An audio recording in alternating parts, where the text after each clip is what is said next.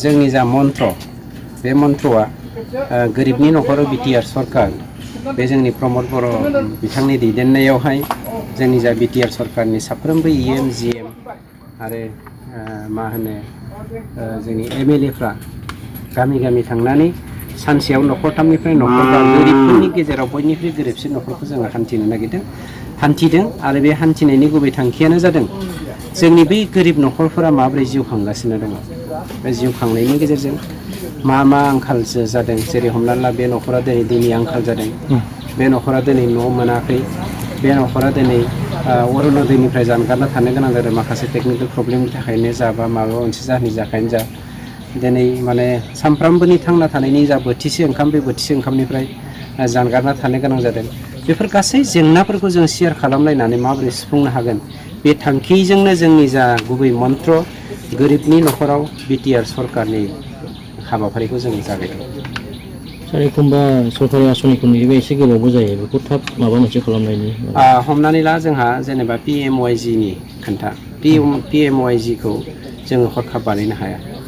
बेवहाय जिअ'टेक खालामनांगौ दं बायदिसिना दं जिअ'टेक खालामखांनायनि उनाव सिलेक्ट जानायनि उनाव 90 दिननि गेजेराव न' लुनांगौ खिन्थु बेफोरबायदि गालगाबनि गेजेराव थानानै 90 दिनखौ नेनायाबो बबेबा जायगायावहाय खोब गोब्राब बेनिखायनो जोंहा गभर्नमेन्टआव माखासे इमारजेन्सि फान्ड दङ फान्ड होननानै जों बुङा इन्सट्रुमेन्टफोर दङ जों बुस्थुफोर जेरै जोंहा थिं रेडि थायो बे थिंफोरखौ जोङो बबे मस्ट इम्परटेन्ट गोनांथार बे जायगायावहाय जों होनायनि राहा लामाखौ लागोन आरो बेफोरनो जों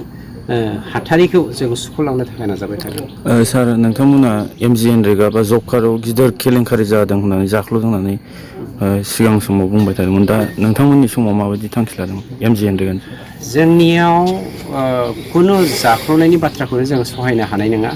दासिम जोंना MGNरेगानि खामानिया दासो स्टार्ट जादों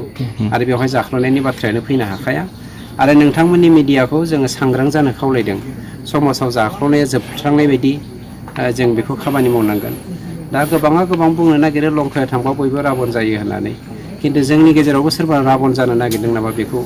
आं नोंथांमोननिसिम आं बेक्तिगत भाबै आंखौबो नोजोर हो नोंथांमोना जोंनि गुबुन दैदेनगिरिखौबो सरकारनि दैदेनगिरिफोरखौबो सरकारनि मा होनो EMGMफोरखौबो नोजोर होनायनि दायथ'आ नोंथांमोननि होमबासो जों समाजाव गुफुं समाज मोनसे दानो हागोन नङाबा नोंथाङा हारसिं सोदांनानै आं हारसिं सोदांनानै बाखिखौ जोङो सोदां होआब्ला खिन्थु समाजा जौगानाय नङा। सावस्रिनि खेथ्रआव बिटिआर ओनसोलाव गोबां मोजां सावस्रिनि बेलायाव जोङो गिबियाव प्रमद बर' बिथांखौ जोङो मान होनांगोन एप्रिसियेट खालामनांगोन जोंनि सरकारा बावैसो मोनसे कम्पानिजों टाइ आप खालामदों सोरहाबा जुदि बिराद गिदिर बेराम जादों जेरै केन्सारा जोंनि थाखाय बिराद गिदिर बेराम हार्ट डेमेज जानाया जोंनि थाखाय बिराद गिदिर बेमार बेफोरखौ फोसाबनायनि थाखाय मोनसे कम्पानिजों टाइ आप खालामदों दा बेफोरनिफ्राय माबोरै फ्रि ट्रिटमेन्ट मोनगोन बेखौ मिन्थिनो थाखाय नोंथांमोननि थ्रुयैदि नोंथांमोननि मिडियानि थ्रुयैदि जोंनि सावस्रि बिफाननि EMनिसिम सावरायनो थाखाय आं नोंथांमोननि मिडियानि गेजेरजों फोरमायथिनाय जाबाय। बिनि अनगाबो जोंनियावहाय गोबां सावस्रि बिफानाव माखासे दुरनिति जादों बेखौ आं मिथिगौ आं बावैसो आं नोंथांमोननो भिडिअखौ होगासिनो दङ दहाय फुङाव दिनै स्पर्ट्स पेन्सन डे आसामाव स्पर्ट्स पेन्सन डे फालिदों बे हाबाफारियाव आं थांनायाव मोनसे जोंनि हस्पिटालाव आं हाबबोदोंमोन जिल्लानि हस्पिटालाव बेयाव हाबबोनायावहाय माखासे कमप्लेन्ट मोननायखाय आं गायन'लजि डिपार्टमेन्टआव थांदोंमोन दा आं बे भिडिअखौ नोंथांमोननो हरगासिनो दङ बावैसोनो होगोन आं बेवहाय बिथांमोना सासे अपारेसन बे सिजारिं खालामनाय अपारेसननिफ्राय 10,000निफ्राय 15,000 लादों नर्मेल जानायनिफ्रायबो 1,000निफ्राय 2,000सिम लायो बेफोरबायदि माखासे कारापसन जाबाय दङ बेफोरखौ नोंथांमोना मिडिया हिसाबै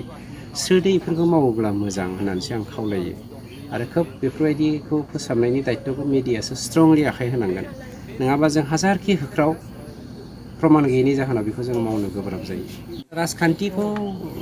आमै जोमै गेलेनो एबा गर गेलेनो बयहाबो मोन्थाय दङ जोंहा बुंनांगौ जेबो गैया खिन्थु जोंनि जा UPPL BJP GSP सरकार बेवहाय इनटेक जोंनि सरकारा सेफ आरो जों गावनो माने सोरनिबा थाखाय सोरखौबा गिनानै जोङो डिफेन्सिभ होनायनि बाथ्रा नङा बियो आरो मिडियानि गेजेरजों बेखौ फोरमायनायनिबो बाथ्रा नङा हाग्रामाया सोरजों मा सोमोन्दो खालामदों खालामा बेखौ जों मिथिया फैगौ 5 बोसोराव जोंनि प्रमद बर' बिथांनि दैदेननायाव जोंनि सरकारा 5 बोसोरखौ जोङो थांबाय थागोन नबसरिनियानो मैया बुंदों सार मिडियायाव नबसरिनिया बेक्तिगत भाबै बुंदों जानांगौ बे गावबा गावनि बेक्तिगत खोन्था बा सोरबा सासेया बुंनायावहाय